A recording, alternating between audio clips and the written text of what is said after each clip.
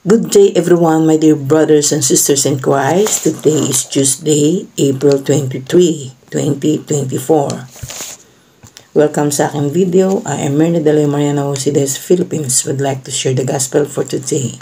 Let us pray first to the Holy Spirit in the name of the Father, and of the Son, and of the Holy Spirit. Amen. Come, Holy Spirit, grant us the gift of counsel. And our gospel for today is according to St. John chapter 10, verses 22 to 30. Itinakwil ng mga Hudyo si Jesus. Taglamig na noon at kasalukuyang ipinagdiriwang sa Jerusalem ang pista ng pagtatalaga ng templo. Habang naglalakad si Jesus sa templo, sa portiko ni Solomon, pinaligiran siya ng mga Hudyo at sinabi sa kanya, "Hanggang kailan mo kami paghihintayin? Kung ikaw nga ang Kristo, sabihin mo na ng maliwanag." Sumagot si Jesus, "Sinabi ko na sa inyo, ngunit ayaw ninyong maniwala. Ang mga ginagawa ko sa pangalan ng aking Ama ang nagpapatotoo tungkol sa akin. Ngunit ayaw ninyong maniwala sapagkat hindi kayo kabilang sa aking mga tupa. Nakikinig sa akin ang aking mga tupa.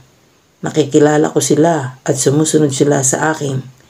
Binibigyan ko sila ng buhay na walang hanggan. Kailanman hindi sila mapapahamak at hindi sila maaagaw sa akin ninuman. Ang aking Ama na siyang nagbigay sa kanila sa akin ay lalong dakila sa lahat at hindi sila maaagaw ninuman sa aking Ama. Ako at ang Ama ay iisa." Ang mabuting balita ng Panginoon. Pinupuri ka namin, Panginoong Jesucristo. Let us pause for a while and let us pray.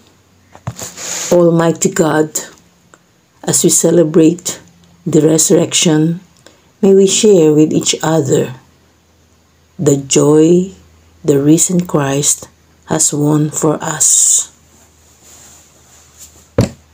We ask this through our Lord Jesus Christ, your Son, who lives and reigns with you and the Holy Spirit, one God, forever and ever. Amen. God bless us all in the name of the Father, and of the Son, and of the Holy Spirit. Amen.